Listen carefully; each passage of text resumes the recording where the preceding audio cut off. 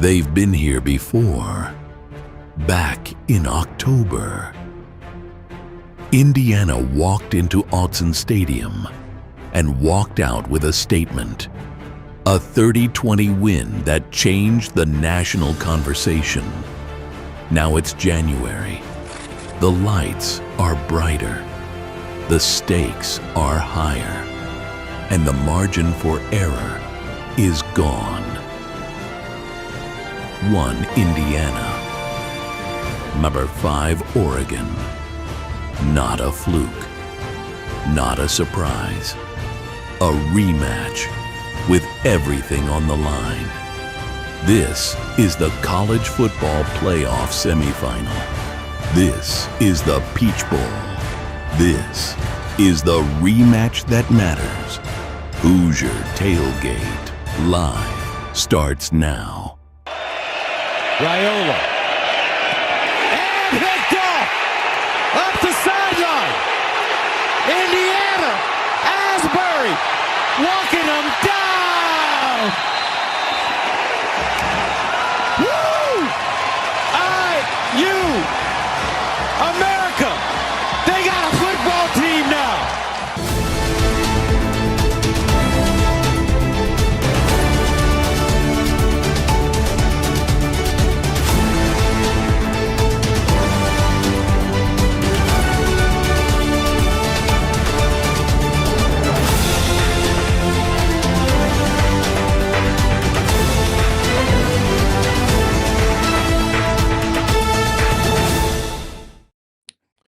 Welcome in, everyone. I'm the coach, Shannon Griffith. I appreciate you joining me here on another Hoosier Tailgate live on the Hoosier.com. 48 hours out before the Peach Bowl kicks off there in Atlanta between number 1 Indiana and number 5 Oregon in a rematch of 2 Big Ten teams fighting for the trip to the final game of the season, which would be the national championship game. Tonight, we're going to break it down. One of the most fascinating playoff matchups as we've seen in years. On the other side of the spectrum, tomorrow night, we've got the other side of the bracket kicking off. You got Miami and Ole Miss facing off in the Fiesta Bowl, another big-time matchup out there to see who will line up against the winner of Indiana and Oregon. This ball club and Oregon don't need any introductions. They've already played, but make no mistake, this game is not about October. It's about January. Indiana enters this game, the number 1 team in the country, built on consistency and discipline and also physical play, while Oregon enters with momentum, confidence, and a season's worth of adjustments since that first meeting, and a big victory against Texas Tech in the Orange Bowl, 23-0. Same team, same jerseys, different stakes, and that's going to be the biggest thing for this ball game coming up here. Is everyone wants to know how Indiana is going to face in something like this in 48 hours. When you look at this ball club, why this rematch is a little bit different. Well, first and foremost, that game was back in October, and the first game, Indiana 30-20, a game where Indiana needed some plays to come up with a big win there in Eugene. After a pick six that was thrown by Fernando Mendoza, they were able to capitalize on the very next series to get a go-ahead score by Surratt, and then the defense capped it off with an interception. But this game will be much different than the first one, and you can't put too much stock into that game because of how far back it was. And number 2, the difference these two teams have maybe found differences in themselves offensively and defensively between that game and to the game on Friday night. So it's going to be one dandy of a ball game, and there's no question that Vegas has this game as a 4-point spread for Indiana. You can expect it to be pretty darn close in this type of game that, again, you're going to hear me say razor thin margins. razor thin margins. So again, if you got any questions for this evening, by all means, we want you to participate. Jump in on the chat by dropping in a question or just to say hello. We'd love for you to be a part of our live shows. And if you got any questions, I hope that I can be able to answer them, as well as direct you to my Twitter page, Hoosier Tailgate. There on that page is in the bio section is a link tree where it gives you all the different links to the Fanatic store if you're looking for Indiana gear and some other affiliates that the Tailgate is affiliated with. But you can find that on my Twitter bio at Hoosier Tailgate.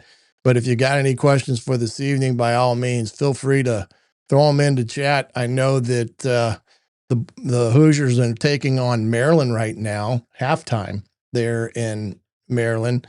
And because of the game being Friday night and such, I had to do it tonight. So I hate to run into the basketball game, but Indiana up at, I think, by 5 at half. So we'll get you all caught up on that if need be, but we appreciate you joining us here this evening. We've got some big news as it pertains to some things. We'll talk about the portal. We'll talk about some of the guys that are out for Oregon, losing some of their good players in this game as well. But again, this matchup is going to be a little bit different than the game in October. Indiana's identity really hasn't changed much. We still got a team that prides itself and travels with the mentality of fast, physical, and relentless. That's the way they play on both sides of the football. And of course, as you hear Sig talk about all the time, never, ever satisfied with where they're at. So this is a team that you can bet is going to play a game on Friday night with that mentality, fast, physical, and relentless, for 60 minutes, and we'll see where the chips fall after that is said and done. But again, this game, we'll talk about some of the dynamics in this game. What are some things to be on a lookout for? We'll get in some film as well, and just really kind of break it down so we understand what you could plan on seeing on Friday night from Oregon, as well as Indiana in that respect. But Indiana, again, they're Alabama and the Rose Bowl, pure dominance from start to finish. An offense that was led by 215 yards of rushing by the dynamic duo of Kalon Black and Roman Hemby. Again, those two are going to have to be big again against Oregon, as anytime you're going to talk about winning championships, you got to have the ability to run the football. And Indiana's got two dynamic backs that gives them that opportunity to rush the ball with effectiveness. And they did the first time against this Oregon defense out in Eugene. But again, that fast, physical, relentless mentality, always a part of the makeup. What is it, this Oregon team, and what kind of has transpired since Indiana played them back in October? One of the things that you've heard Dan Lanning say, even some of their team has said, analyzing their loss to Indiana, they felt their preparation that week was very lackadaisical, almost too much of a confidence that here comes Indiana, and they weren't buying the hype, and therefore they felt they didn't prepare like they should for this game against Indiana. And they found out that Indiana's pretty darn good, and lost themselves a ball game at home in a place that they're pretty darn good at home. It's tough to win in Eugene, and Indiana was able to go out there and do that in that October day. But you listen to some of their pressers, and they talk specifically about that game.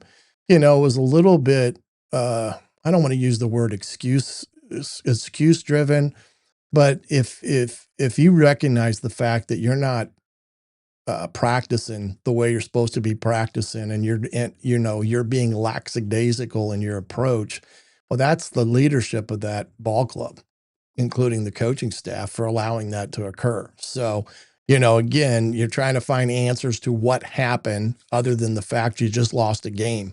irregardless of what happened, the bottom line is you lost the game at home in an environment that you've had quite a bit of success. But what that ultimately did for this Oregon ball club, because that put their backs against the wall, knowing that they still had some tough games in front of them.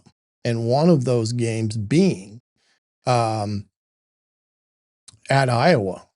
And they were fortunate enough to escape Iowa 18-15, very similar game to what Indiana had with Iowa.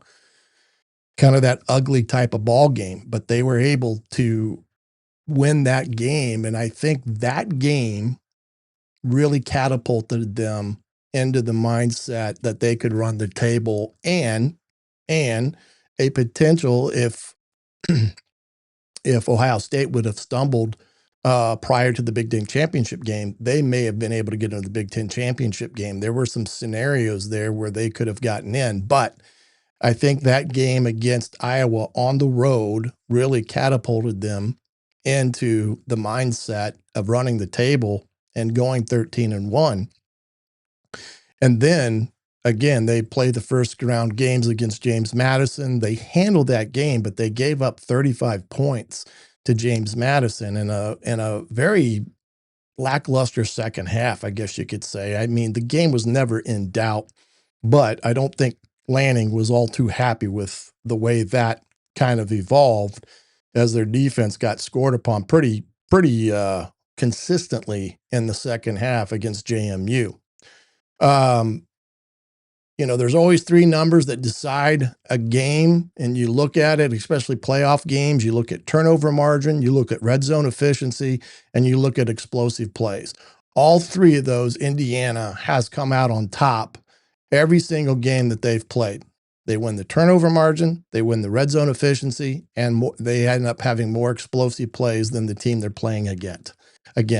So those are things that when you watch a game, especially, Indiana's games, you want to take note of who's winning the turnover margin, who's doing what in the red zone efficiency wise. And then of course, how many explosive plays does a team have? And those are things that are going to tell you who's going to win a game.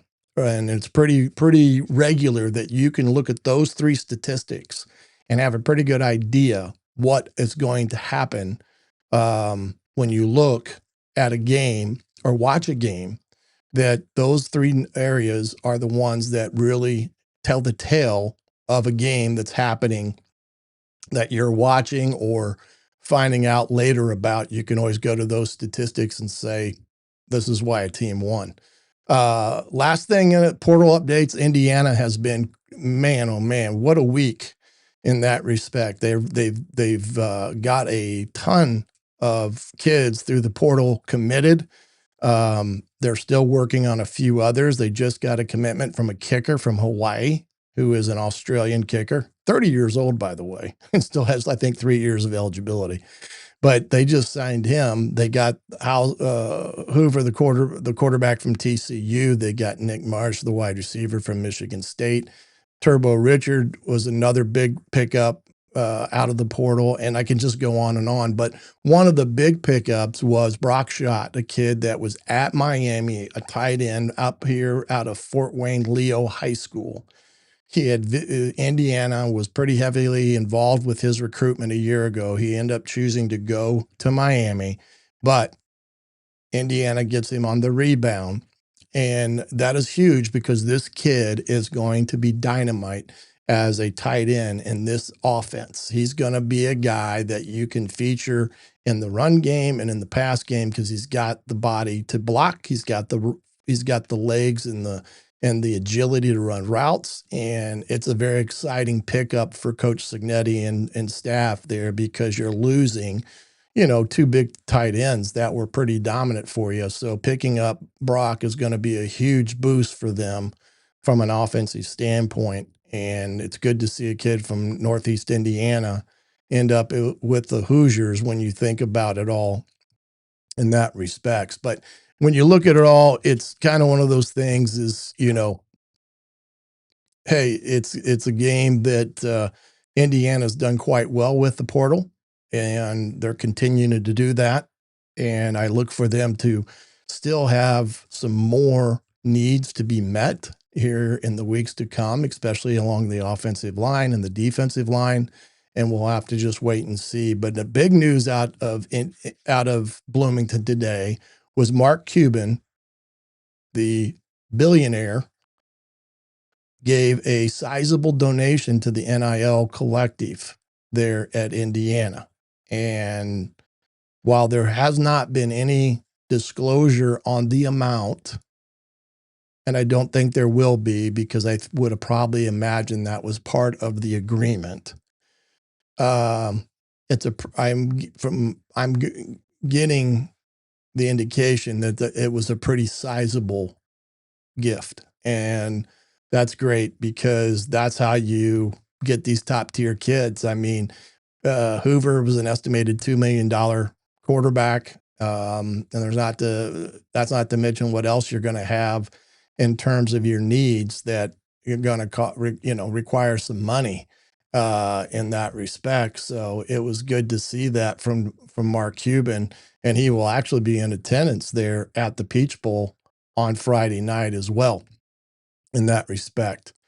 And, when you look at some of this, with these guys, like I said, these two teams, both in the top five, Indiana number 1, Oregon number 5, they've really both been pretty dominant in some of their wins. Indiana's average margin of victory, I think, has been like 32 points or something like that, kind of ridiculous in some respects, but, they have won and won convincingly.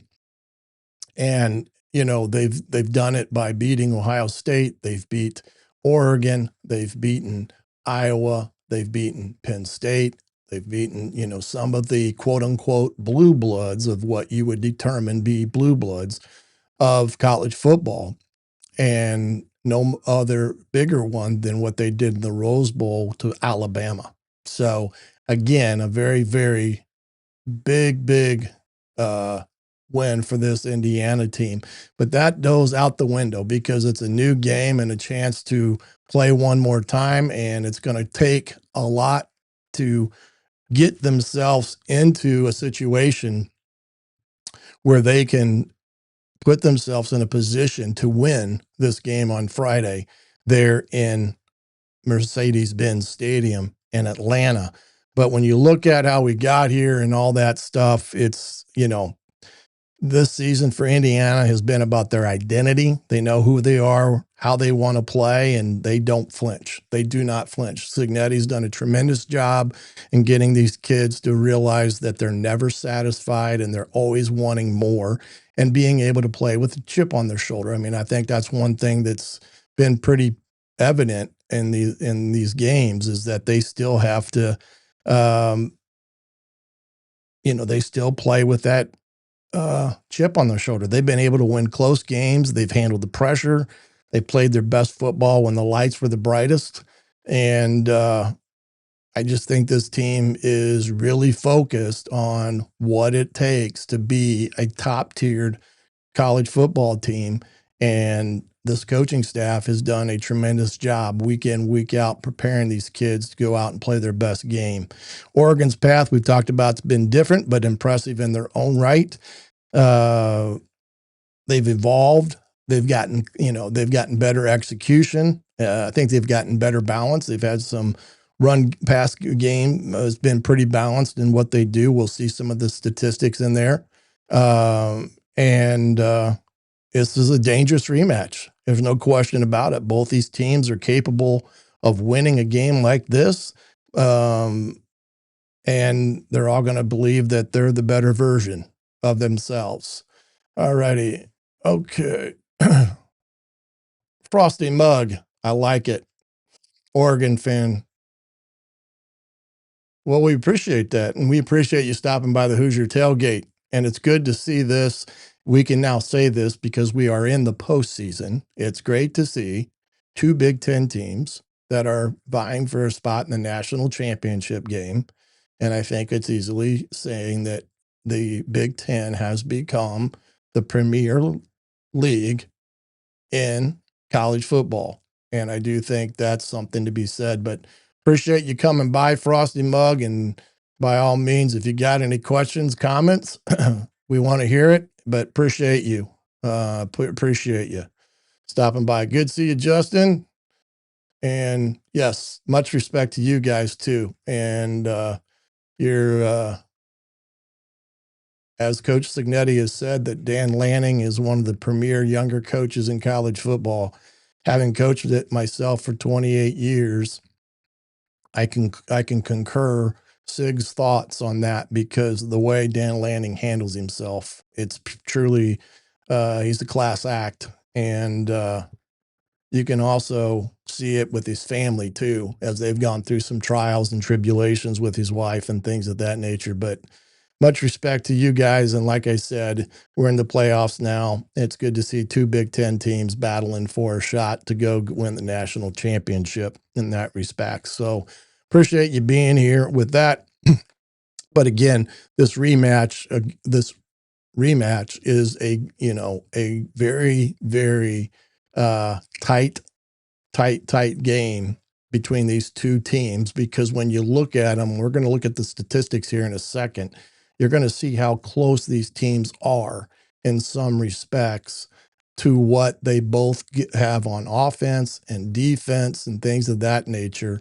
You can understand why they're pretty darn good teams themselves. But when you look at this offense comparison to these two schools, when you look at it, Indiana averaging a 41.6 a game to 38 for Oregon, almost identical in yards per play. Indiana converting 56% of their third downs. I mean, that is unheard of. I mean, Oregon at 46 would be considered phenomenal, but to see Indiana at 56%, that's just crazy in that respect. But again, why is that? Well, we've talked about this before. Indiana's efficiency on first and second down has been tremendous all year. They are lining up third and short with no more than third and medium. They've stayed ahead of the schedule, and that's what it takes, especially in this type of game. But you can see there, Oregon is no slouch either.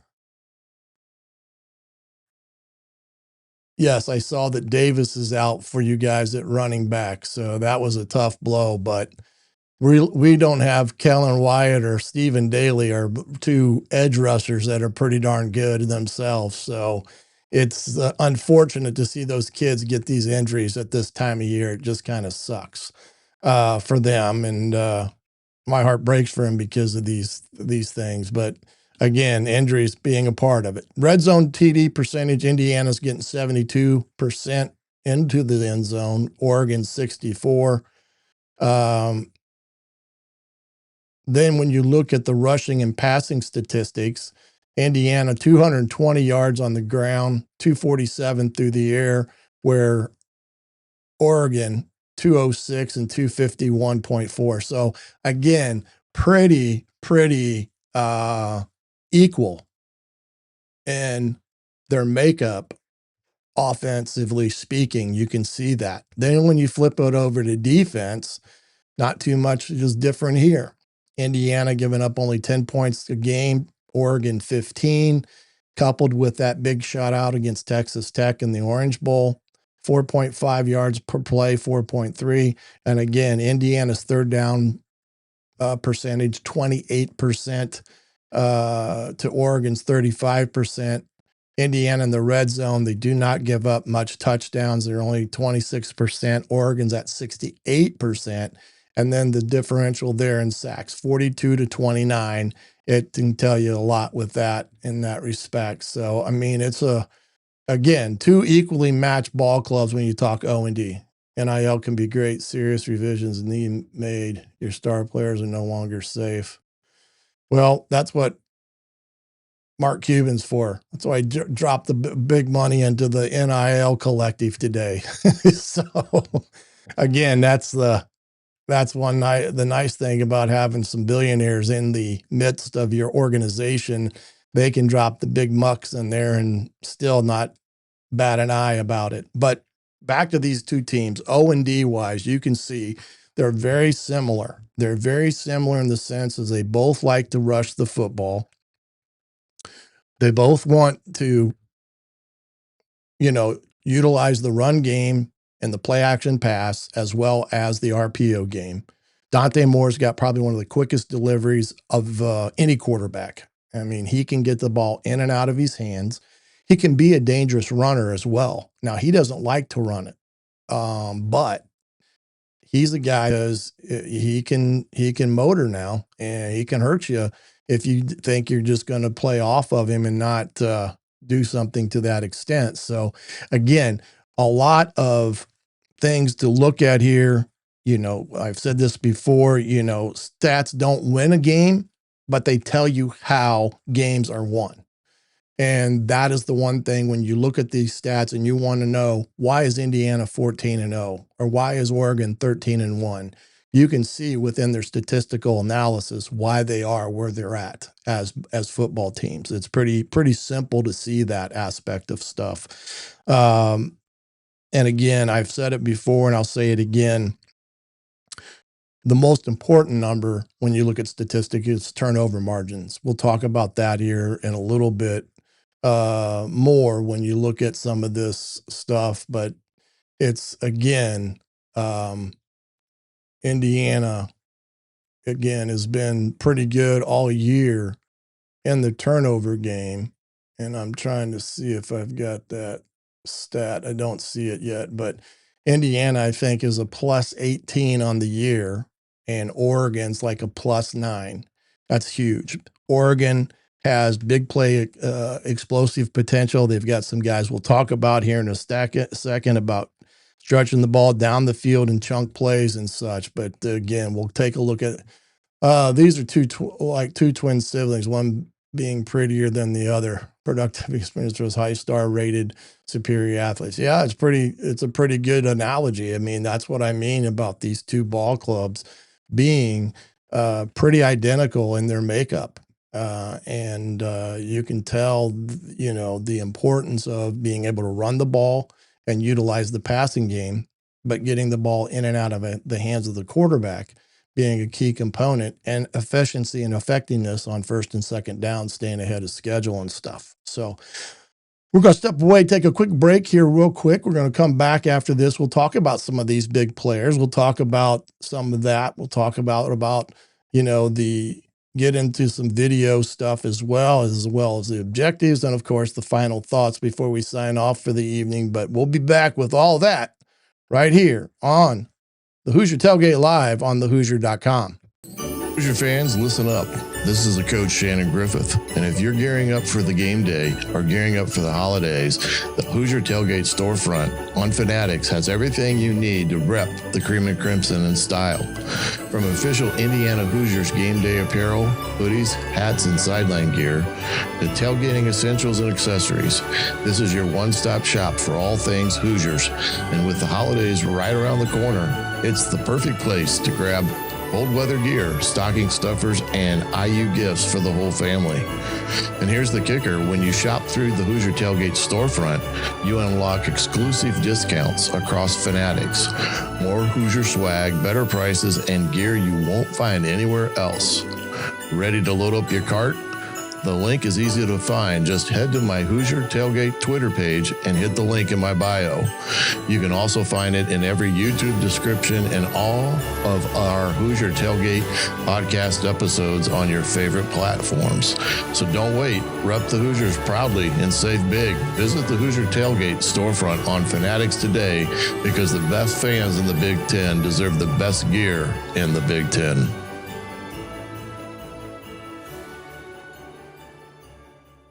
If you haven't signed up for BetMGM yet, use bonus code ON3, and you will get up to a $1,500 first bet offer on your first wager with BetMGM.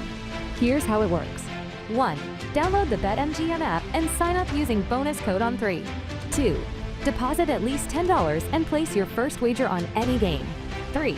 You will receive up to $1,500 in bonus bets if your bet loses. Just make sure you use bonus code ON3 when you sign up. Make this college football season 1 for the history books. Make it legendary. Don't forget, if you haven't signed up for BetMGM yet, Use bonus code on3 and get your $1,500 first bet offer today. See BetMGM.com for terms. 21 plus only. U.S. promotional offers not available in New York, Nevada, Ontario, or Puerto Rico. Gambling problem? Call 1-800-GAMBLER available in the U.S. Call 877. Welcome back to Hoosier Tailgate Live here on the Hoosier.com. Let's see here, Jamie. Am I heading to Atlanta? No, I'm not heading to Atlanta. I would love to be heading to Atlanta. My son lives there. Ike lives there in Atlanta, and being that he's a former Hoosier player and such, but my wife had her knee scoped right before Christmas Eve, and I want to make sure that she's getting around okay. Be hard to kind of head out the back door to Atlanta for a couple of days of fun, leave her back here. So I will be watching it from the 50-yard line of my living room. And in some cases, I find that even better to watch a game because I get too wrapped up in things on site. I get distracted easy. So, but be able to watch it. But no, I won't be heading down. So, but those that are heading down, by all means, it looks like pretty decent weather heading down and such. So be safe going down, whether you're driving or flying, and enjoy that atmosphere there in Mercedes-Benz Stadium. It should be a great venue to watch a game there on Friday night. Wanted to get into some of these top players that we wanted to talk about tonight. What'd you say?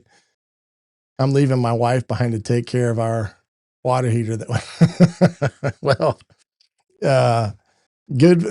Yeah, that's, you better bring something back that sparkles a little bit for that aspect of things. But I wanted to get into some of the top players in this ball game that we're going to see Friday night, whether you're watching it on TV or there in Atlanta.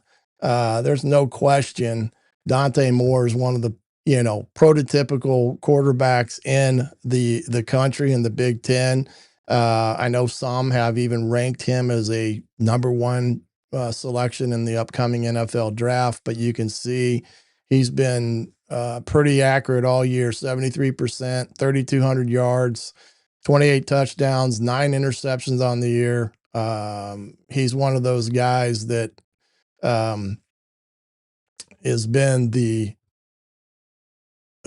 fulcrum of this offense. Great for comparing IU's passing defense pressure impact too. This is going to be a key component of this game on Dante.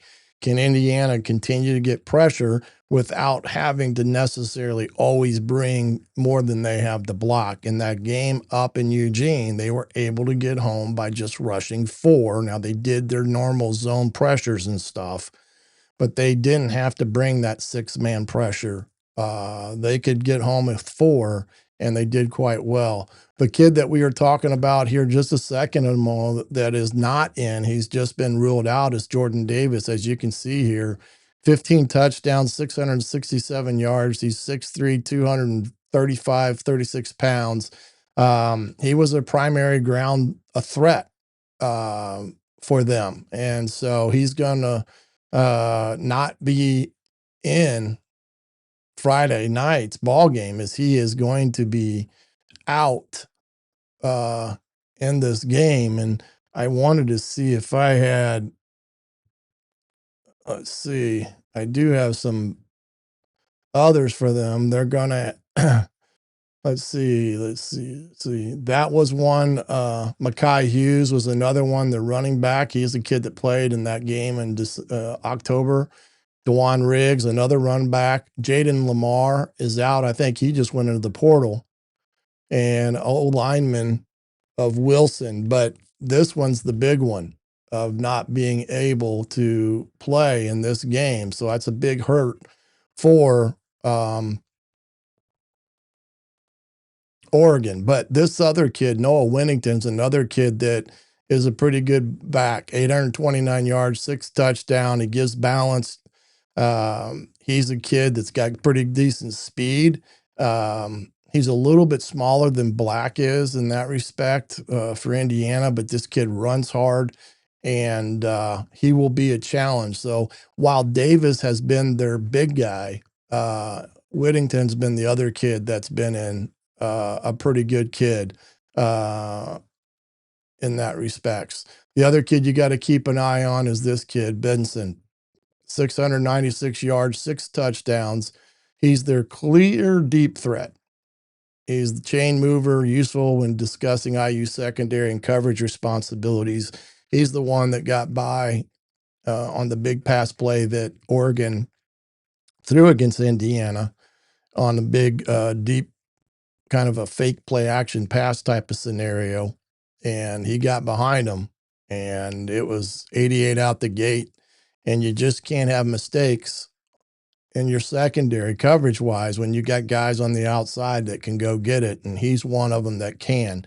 The other kid that they like to go is their 2 tight ends. This kid is a big time body, 531 yards.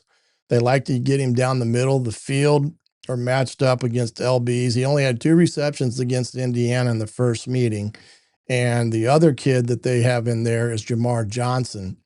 He's another kid that's a vertical threat for him. Those 2 tight ends, as you can see, they almost got 1,000 yards between them in receiving. Both of these guys had a total of 3 receptions against Indiana in the first game. I know that was one of the talking points for Oregon's offense, that they didn't feel like they get to their tight ends as much as they would have liked to, because that has been their premier passing game, is those guys matching up and mismatches in the middle of the field. So look for Oregon to really try to bang some balls to both of these kids. That is going to be the key component here. But those 2 tight ends are big threats for Indiana, and they're going to have to be very aware of them in the passing game, whether they're spread out or attached. And like I said, I think Oregon felt they did not try to exploit Indiana with the tight ends in that game, and they need to try to do it, more of it. Now, when you switch over to defense and look at all this, you got 2 edge rushers that are pretty darn good. Mateo is a big time rusher. He's a guy that can get, on the edge and beat you off the snap. 6 sacks, 9 TFLs, 6 quarterback pressures, and 2 forced fumbles. So he is a big time edge rusher, as is the other kid, which is number 44, which is not Mateo. I'm sorry about that, where he's got as many TFLs. He's also a big time player off the edge, but he did not have a great game. Tatum Tiote is, I think that's how you say his name. I probably butchered that. But this kid and Mateo are both bona fide skilled rushers on the outside that can give you trouble and fits if you're not paying attention to them. And Indiana in that first game, they blocked them pretty well. And then up front, Washington is a kid that's a big body kid, 6'3", 330. Very strong against the run. I wouldn't call him a bona fide pass rusher, but they like to twist him and moving him around. But he's one of those bigger bodies up front that can be hard to move. And you're going to have to find ways to get the push on these guys like they did that first game, by utilizing not just zone plays, but some gap schemes and things like that, because they're very good at it. The secondary, first you got to talk about the linebacker. This kid is, I love this kid. He's kind of like Aiden Fisher in some respects. He is a guy that plays the run game pretty good. He does things good on the perimeter. And he's a guy that makes plays. And that's what you notice about him. That's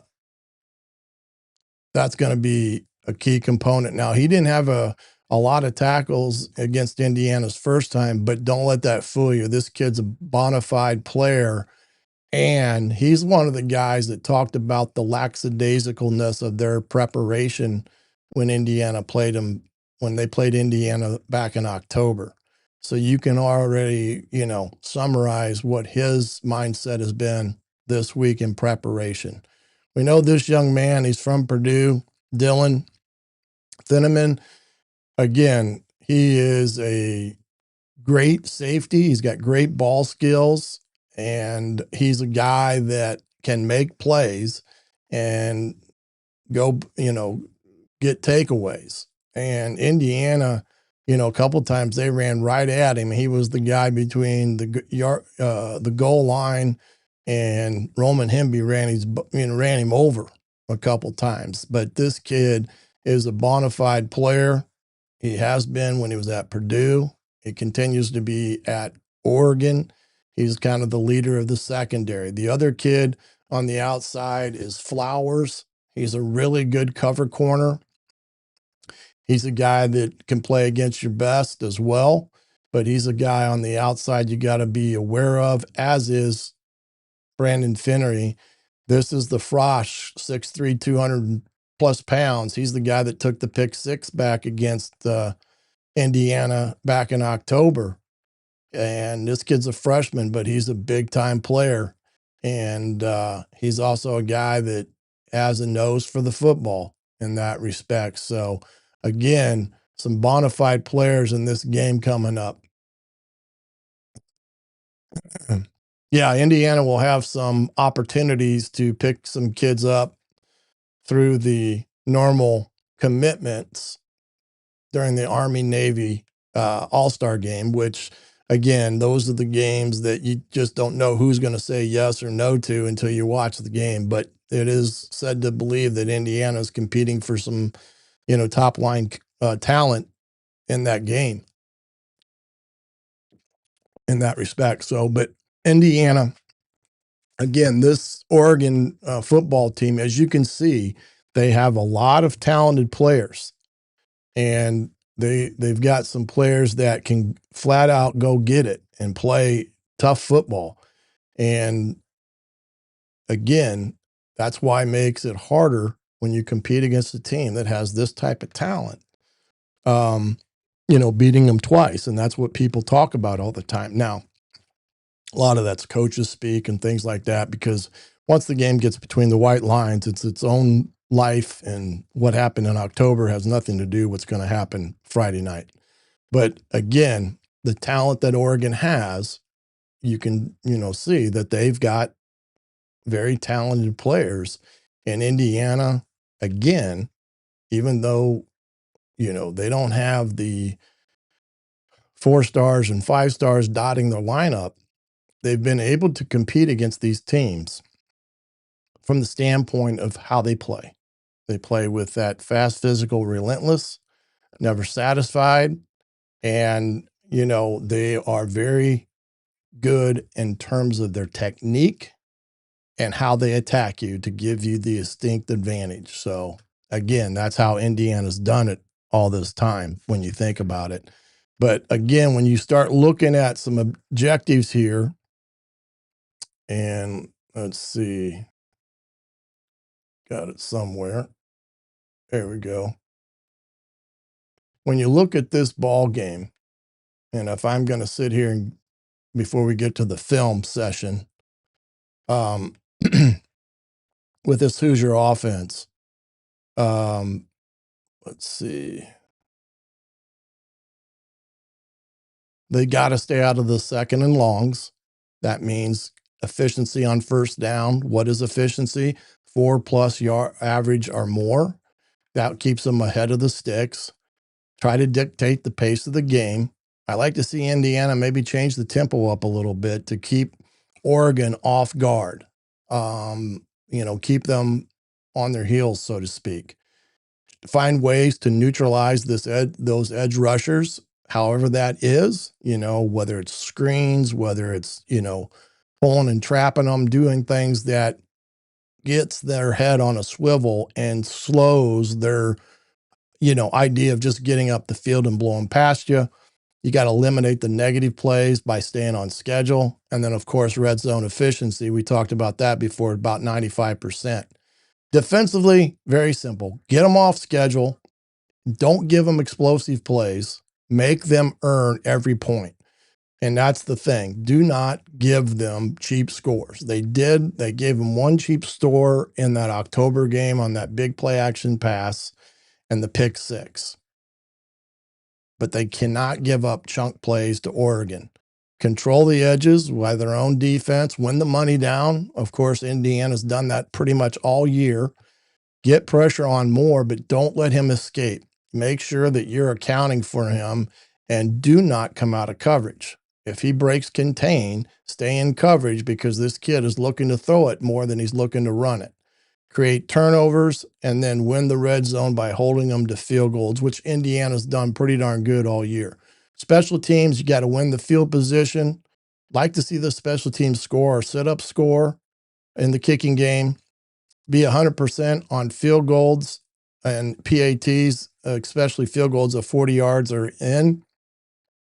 And be alert for fakes. They will run them, whether it's in the PAT, whether it's a field goal, whether it's a punt. You got to be aware that Oregon will do trick plays at any point in time. So you have to be alert for that stuff against this ball club because they will run it and they will do it.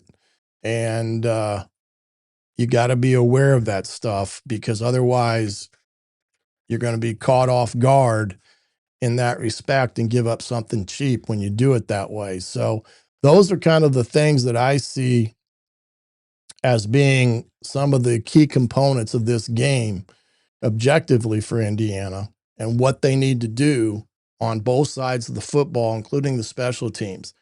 And they've got to play, again, a near perfect ball game to beat a team of the caliber of Oregon. And I know we talked about that against Alabama, going in against Alabama. But this one, again, I think Oregon has a little bit more talent than what Alabama did. Again, we're talking a team that's probably more closely related to the Ohio States of the world than anything.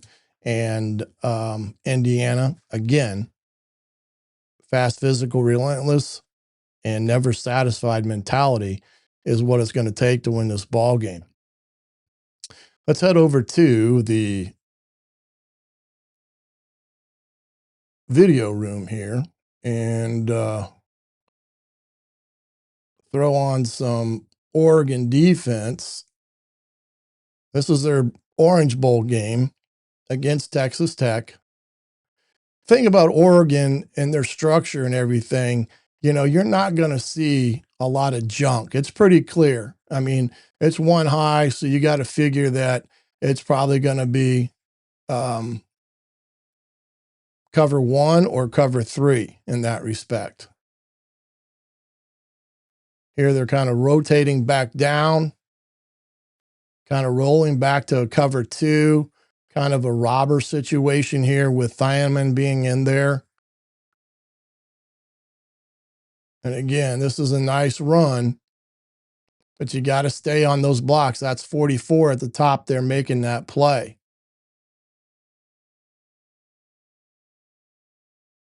So you can see how quick he is, and then he gets off blocks pretty good, and he makes plays.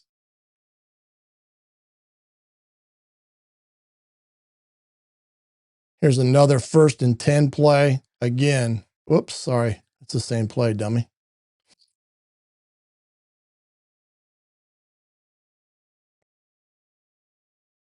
Okay, now here's the bunch set. Indiana will do this. You can see they like to walk a guy out here, but you can see inside here, they've only got 5 guys. So they're trying to bait you to run it because they're going to use him to be the 6th guy into the box. You know, so you think of that of being a nice look to run the football, but I'm telling you, 31 is in there to be that extra body in the box because they want to try to fool you. This is a quick screen. Anything you can get your ball in and out of your hands quickly, the better. Indiana did a great job of that against the first time. They did a lot of things where they got the ball in and out of Fernando's hands and got it to the guys in space and did a great job with that. Again, 3rd and 3 here. You know, here you got it again, kind of a bunch set up here at the top. You know, again, there's their big time rusher here, big time rusher there. Again, you see it.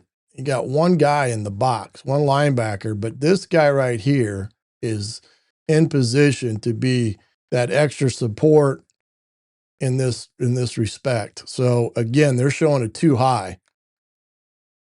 And they're going to play coverage here, kind of that Tampa 2 mentality. And this is what you can't have happen. Look at both the tackles. They just get collapsed by both of these guys, and you can't hold the football. You should throw it to the back out of the backfield, but he holds on to it too long, and it turns into a big-time sack and loses 17 yards on it. That's what you can't have in a game like that. It's 3rd down and 3, and you can't not convert on these. But you can tell these guys on the edge, those guys are ready to rock and roll. And they will use their strength and length to get after you.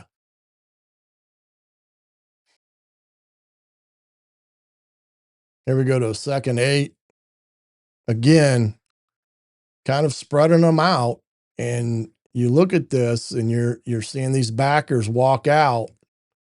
There's really nobody in here other than the free safety to be that extra body down. Pretty good look to run it.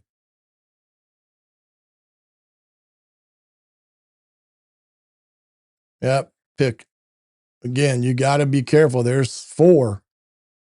That's the kid we talked about. He is a guy that has great ball skills and was able to get the pick there. That was a poor decision. You can't do that. Again, here they're coming with some pressure on the edge.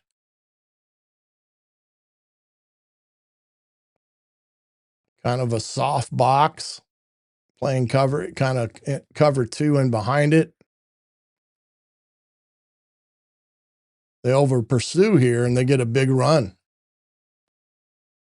Just an easy play, and they broke contain, and he gets down the field.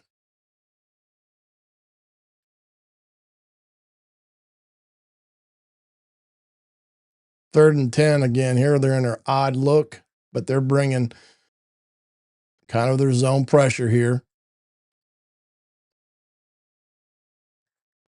So you're going to bring these guys off the edge. He's going to drop in this flat. They're going to be kind of a cover 3 type of look. And they threw it underneath, which was the right throw for that look on 3rd and 10. Probably going to get a chance to get a first down here. This is the game back in October. Show some Indiana stuff here quickly. This is 1st and 10. They're bringing a boundary hot corner strike down here at the bottom, twisting the inside. And this is what Fernando did really well through that back shoulder throw, because they wanted to try to play man against Indiana. Indiana is one thing. Everybody wants to pressure Mendoza, thinking that that's the way to rile him up. Well, like I said, Alabama did it 52% of the time, and he was 14 of 16. In this game, he had a good day throwing it as well. This was a 3rd and 6.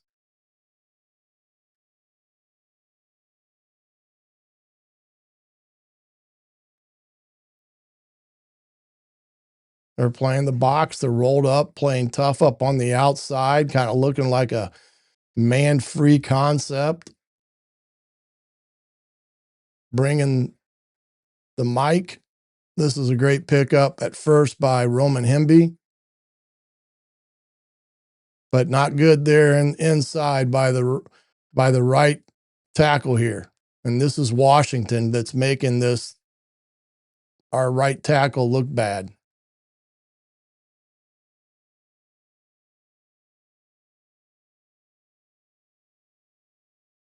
Yeah, that's ugly. That was actually our guard. I mean, that's what can happen. Get driven back into that by the defense. Okay, let's switch over here to some of their offense. Whoops.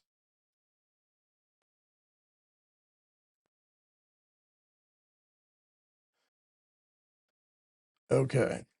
Here's that play that I was talking about. The play action that they got the big hit on. They kind of run a little bit of a switch route, 4 verts. And safety got turned around. And that's Benson. He's a big time player. You can't let him out behind you. Now, this is Davis. This is a kid they'll miss on Saturday. This is just inside zone.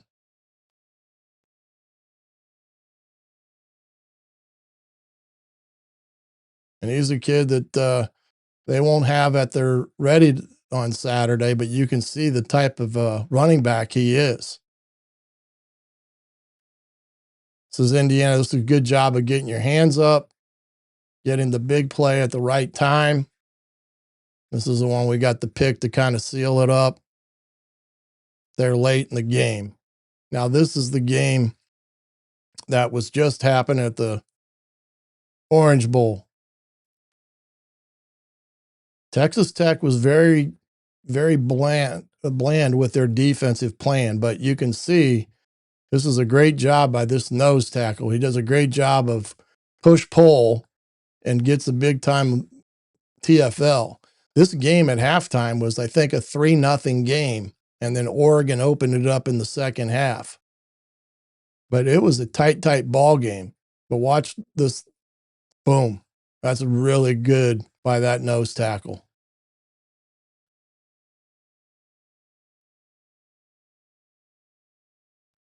Get him in about 3rd and 8 here.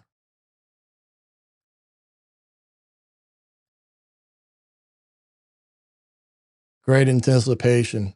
This is a hell of a throw. Can't let that happen when he's looking down the guy either.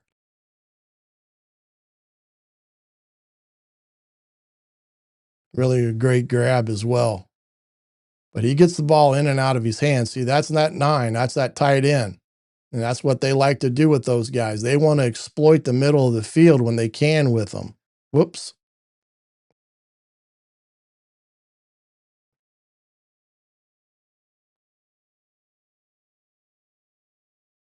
They're big bodies. Makes a great throw. Big play on 3rd and 8. Gets a first down.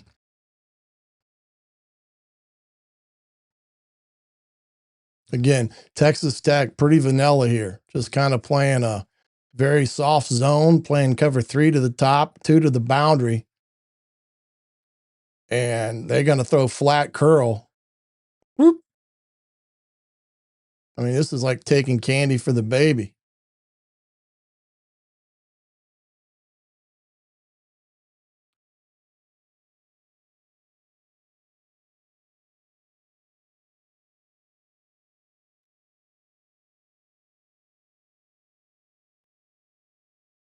Okay, a little bit more looking like they're going to play man that they switch it up at the last second, bringing a boundary blitz.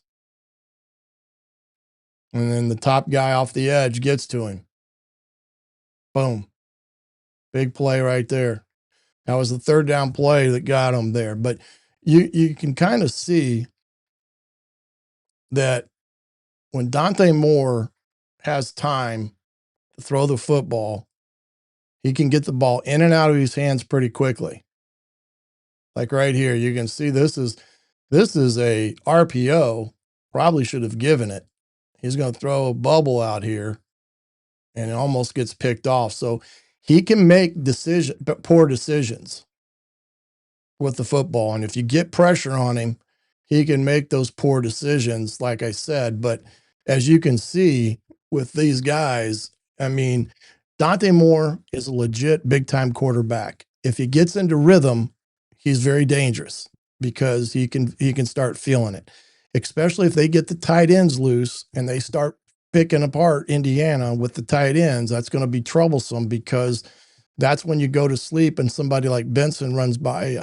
So Indiana's defense is going to have to be really aware of the situational things on Friday night. Pressure defense, getting after them at the right time, wrapping them up and things of that nature will be the real key component with it all. But when you look at it from this perspective, the numbers that decide playoffs games, I've said it before, turnover margin, Indiana's a plus 18, Oregon's plus 9. Red zone scores, Indiana at 91%, Oregon at 85%, and points off turnovers. Indiana 113 points off of turnovers, Oregon 75. So you can see right there what it takes to win games. And that right there is what Indiana's done all year long in those critical categories of turnover margin, red zone efficiency, and then another statistic I like is getting points off of turnovers because it goes hand in hand with turnover margins. October showed that Indiana was legit. That game at Oregon, coming off of that 3-game gauntlet, Illinois, Iowa, Oregon, Indiana comes out of that 3-0, and that was what set everything up into a national perspective. Basically, Friday night's going to really show us who Indiana really is in this situation. This is a team that is, in some respects, kind of destined for greatness in that regard, but they're going to have to play a great game.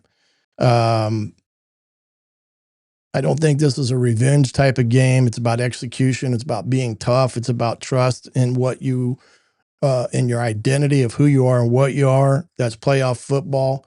And I do think Indiana has the ability to get another W and get themselves to Miami for the national championship game if they can do the things that they've been capable of doing all year long. Well, I thank you for joining us here this evening on the Hoosier Tailgate Live here on thehoosier.com. I'll be back on Friday for a pregame primer, so be looking for that 2 hours prior to the start of the game. If you're on your way down to Atlanta, by all means, take your time, safe travels, enjoy the game, enjoy that playoff atmosphere there at Mercedes-Benz Field, and we'll see how Indiana fares against number 5 Oregon in the Peach Bowl. Well, until next time, everyone, I'm the coach, Shannon Griffith. This has been the Hoosier Tailgate on thehoosier.com. We'll see you next time.